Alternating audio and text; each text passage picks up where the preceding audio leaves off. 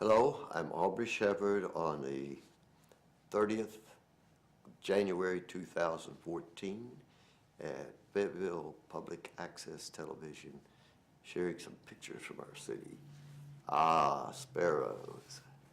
You may be familiar with the old song. It has the lines, his eye is on the sparrow. Well, I don't know the rest, thank goodness. But this is a white-throated sparrow, a pretty normal critter to see in my neighborhood this time of year, every year, and they migrate, so you don't see them in the summer necessarily. He's got a seed in his mouth, and that's not too unusual either, and that may be because I put out some bird seed very near where he's sitting. And he's perched up on an old wire cage that used to be for chickens, I believe, when our place was a farm, still an urban farm, but it was, now it would certainly be considered that, but it's inside, far inside the city limits in South Fayetteville, so it's been that way for many years.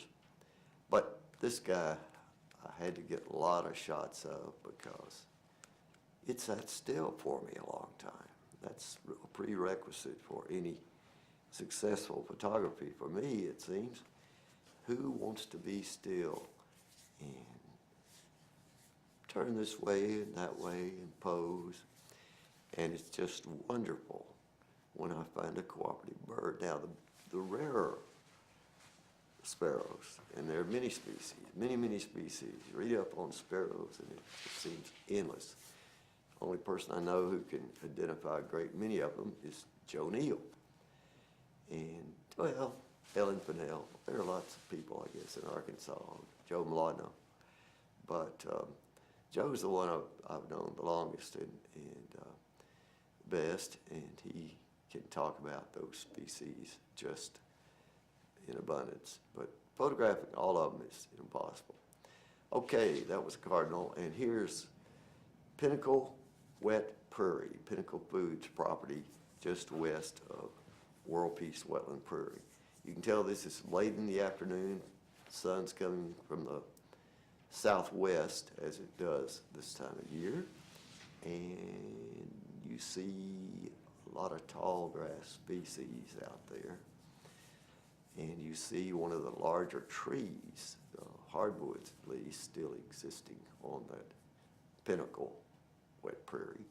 This is up near the railroad, and it's just that haunting type of beauty that big bare trees in winter, well, it's what attracts a lot of photographers, and I couldn't resist that one. This is the milkweed species, the tiny, I guess, Asclepias verticillata. And you see a few seed pods left there, just the remains of them. And you see big blue stem, little blue stem, and a lot of other species of native grass. You see there on that late afternoon, the rattlesnake master that's so glorious when it's full white bloom, but just another haunting design.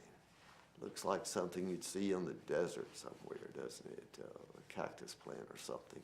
And it is related to some plants that aren't common in Arkansas.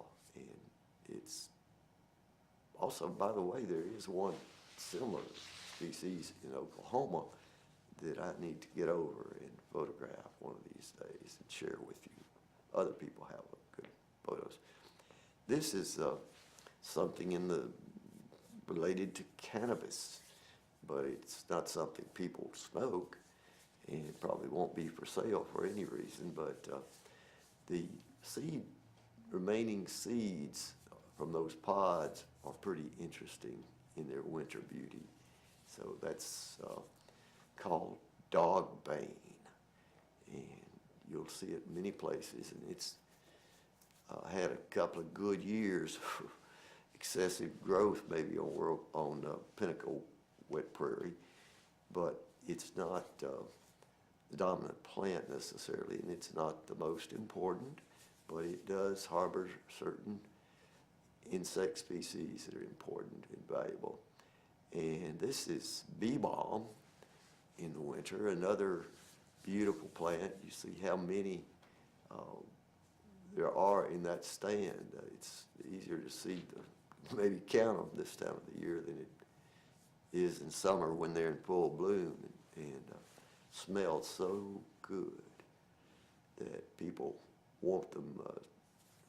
You know, they use them for flower displays because they improve the odor in the house. I think that last one might have been, that was something else, and I'm not sure which for sure. But anyway, that was a cold day.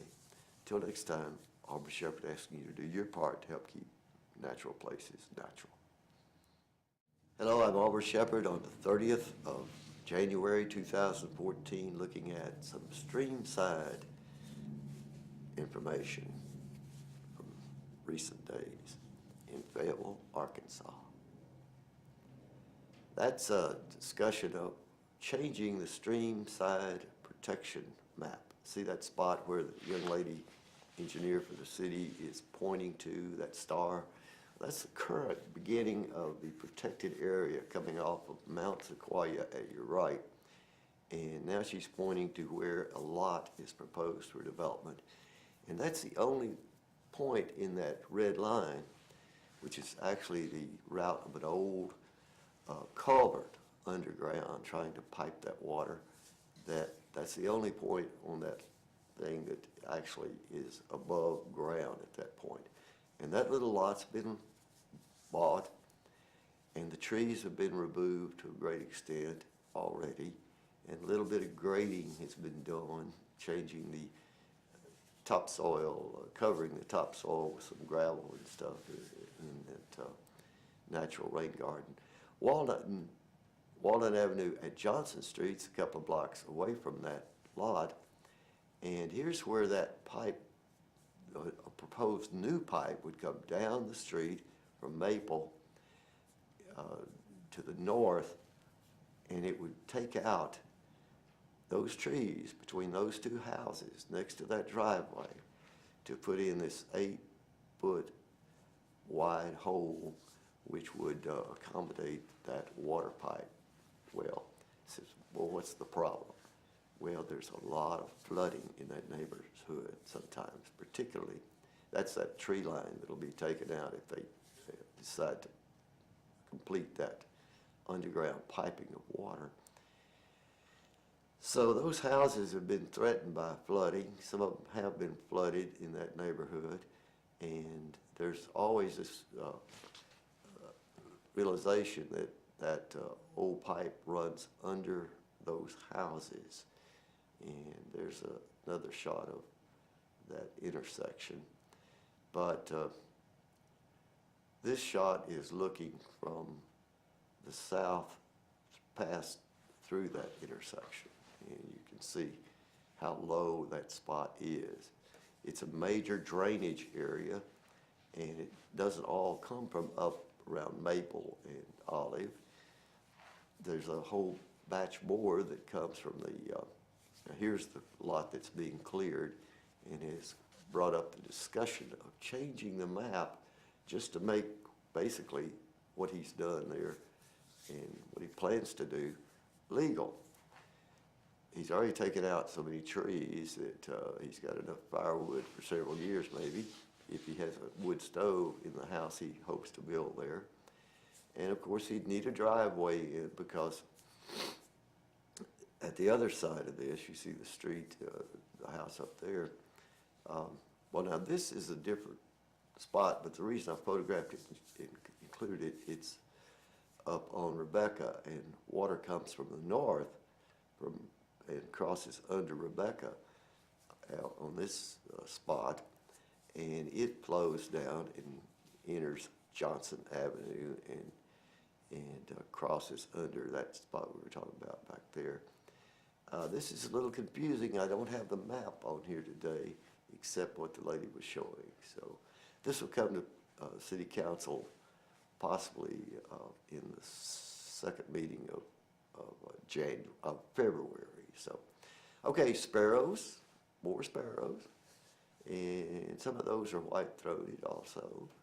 And this is my front yard, and where one of the several spots that I put out food, including next to the habitat sign, an old stump, a piece of a stump cut off, and it's called a stump feeder. There's actually a word for this sort of thing.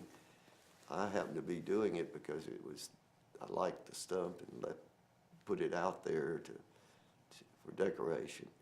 And the hole where it's rotting out is a place one can sprinkle a bunch of seed and attract a lot of birds, and sometimes get lucky enough to be able to stand the cold weather. That's chickadee, Carolina chickadee. Okay, what's the flooding about we're talking?